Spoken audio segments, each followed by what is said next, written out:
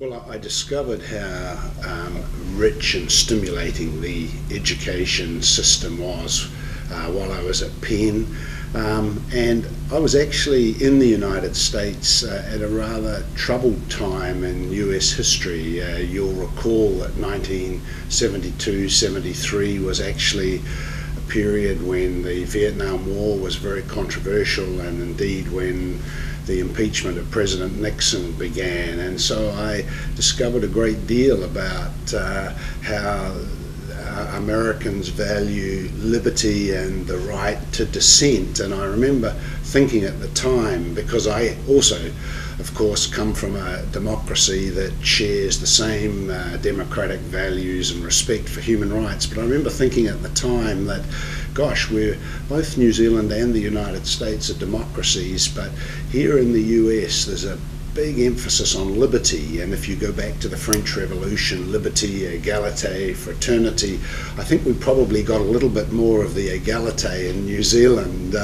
and so I remember that really struck me at the time, the feeling that people's liberty should be unbounded and should be limited only by the fact that one person's liberty shouldn't impinge on another person's liberty. And I must say I had a great deal of respect for the way the United States was able to incorporate so many diverse views and people from so many diverse backgrounds.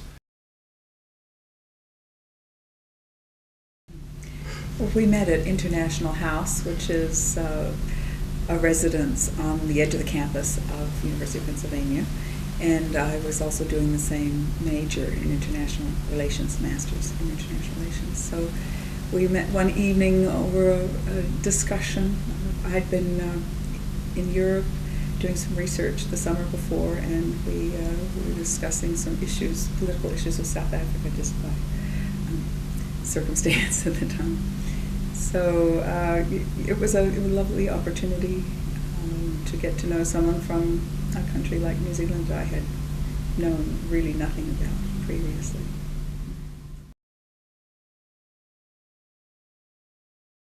We, of course, didn't have that experience under Fulbright, but we have had that experience in the Foreign Service, and I imagine it's a similar experience. And I think it has its challenges because obviously with children you have to get them settled into a different education system, but it can be enormously positive, I think, both for individuals within the family who come to get some of the same benefits that the Fulbright recipient might get in terms of living and understanding a different culture. But also I think it can be very valuable for a family in terms of binding them with common experiences if it all works well. Pretty much. There's actually been some adjustment when we get back home to New Zealand that's difficult for the children, but I have to say we have two grown sons that have both married ladies they met when they were international students overseas. So. Yes, I was fortunate to serve on the Fulbright New Zealand board from 2002 until early 2006, and we were very proud of the fact that we were able to get quite a significantly larger contribution from the New Zealand government in the past 5 years, which has helped the program considerably. It's been looking for innovative ways to partner with other organisations, particularly in the private sector, and see whether we can increase the number of Fulbright grants through those sorts of partnerships. And the other area that the board was active on was trying to see whether we couldn't get the Fulbright program extended to some of our neighbours in the South Pacific, and this is an area that I'm still very passionate about and have spoken to a number of my American colleagues.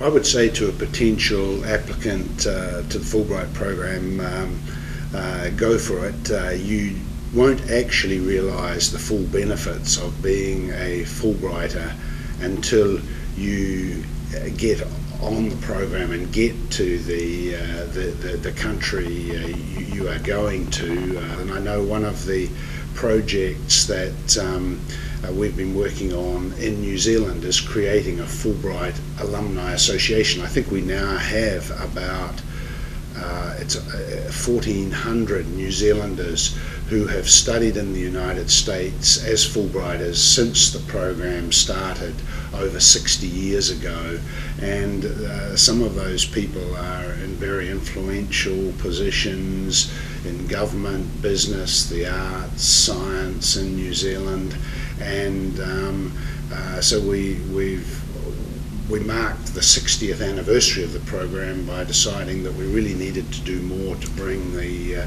alumni together. I often quote Senator Fulbright, who's a particular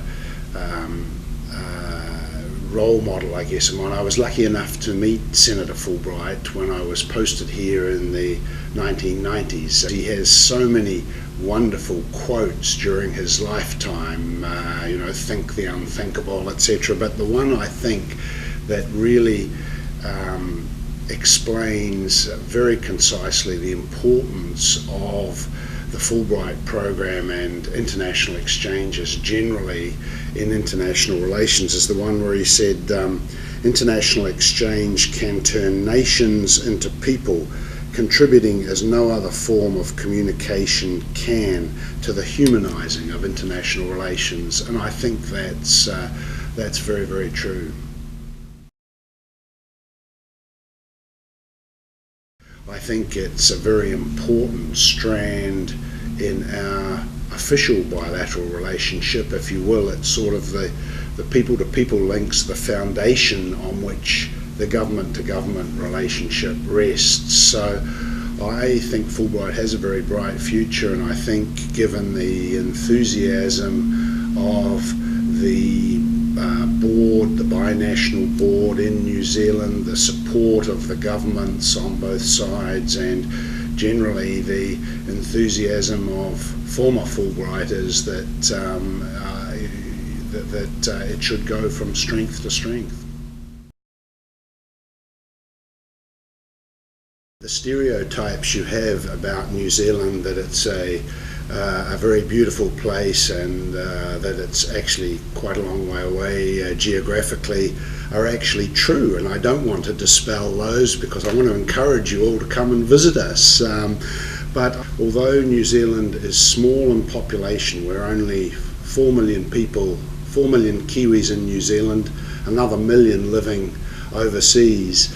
And although we may be geographically isolated in the world, we regard ourselves very much as world citizens and try to make a contribution internationally and be part of the solution of the many challenges that the world faces. So we try to be very engaged in the world, and we do have beautiful scenery, but we also have some outstanding science in New Zealand, some very innovative businesses, and so there is a lot more to New Zealand than just our beautiful scenery.